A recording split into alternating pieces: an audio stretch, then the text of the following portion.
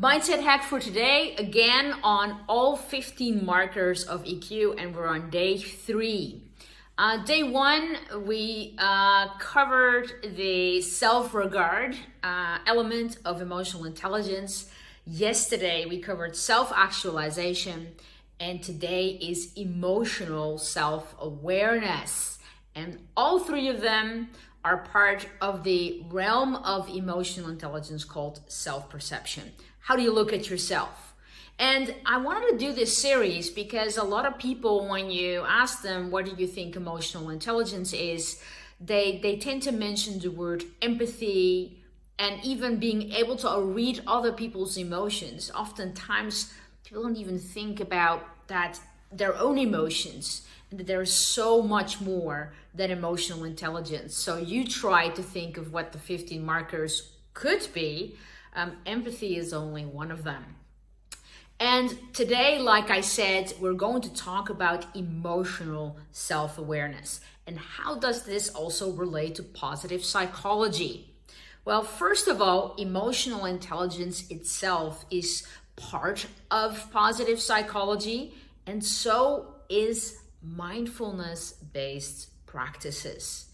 This isn't surprising in my opinion, because positive psychology is based on science, and both emotional intelligence as well as mindfulness is scientifically proven.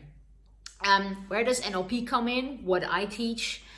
NLP is not created in a lab, not based on researching the average human being. NLP is basically the study of the successful, the people that are a dot above that medium line. So in that sense, not in a lab, not scientific, but hey, who wouldn't want to learn the study of the successful? I have, by the way, an online course in NLP available now for both NLP practitioner as well as master practitioner or foundation and advanced. And you can get some training also free of charge on that same platform on NLP practitioner level. Just pop us an email at info@globalnlptraining.com and we'll send it to you. Okay? So now, emotional self-awareness. I think really the most important thing from a scientific point of view to understand is, well, what's the difference between an emotion and a feeling? So we're getting about 11 million bits of information bombarded towards us every single second from inside our bodies, from outside our bodies. And that creates an emotional response, a chemical response inside our body. That's an emotion. Then, after the emotion is there, it ends up in the thinking part of the brain, the logical part of the brain. It's there that we start to interpret what that emotion means. And then that interpretation of that emotion is what we call a feeling. So there is a difference between feelings and emotions. Emotions, the way to look at them, they're more a biological response.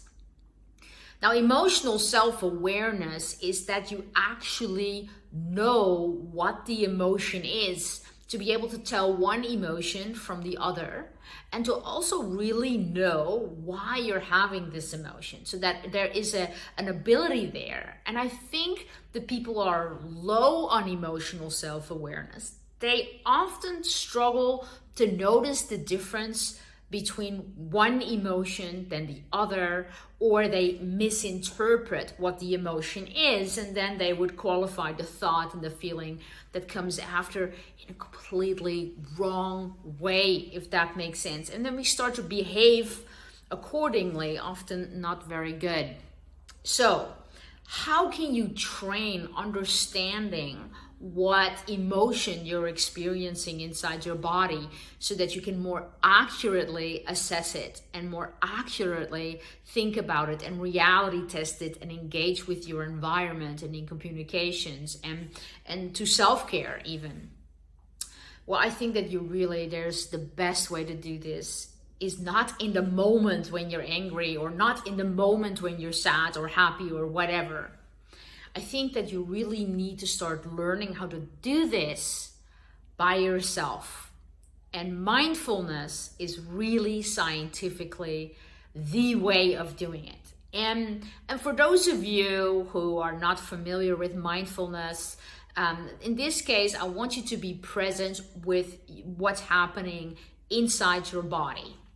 So what I invite you to do is that when you have a sense that you may or may not be experiencing an emotion, or you could even pick certain times in your day, just sit down on a chair and close your eyes. And if any thoughts come into your mind, then you don't engage with those thoughts.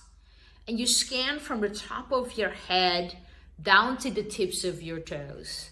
You scan your body on the inside, and what are the kinesthetic sensations that you're feeling, or the emotions that are there. In NLP, we call those submodalities. And what I mean to say is your stomach tight? Is there some constriction in your chest?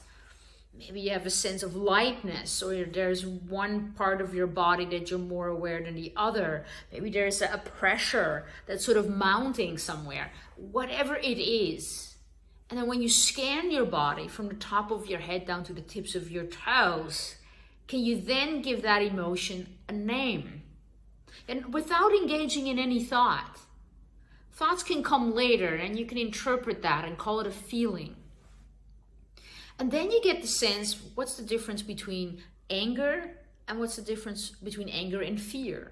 Or between excitements, the kind of excitement that comes when something is really important, versus anxiety. Scientific studies has actually shown that when people are excited, meaning they realize they need to be on their A game for something, like an interview or a public speech, they misinterpret the emotion of game on, pay attention. It represents for them the same as anxiety. They interpret it as anxiety. So then people think that rather than having excitement for the important public speech, they actually are experiencing, they think that they are experiencing anxiety. And that's the misinterpretation of not understanding what your emotion is and why you're having it. And then the wrong behavior comes as a result, and then it switches to anxiety anyway. Anyway, that was the mindset hack for today. To get familiar, close your eyes and sit with your emotion and interpret it. What are the submodalities? What's going on with your breathing? What's going on in your stomach,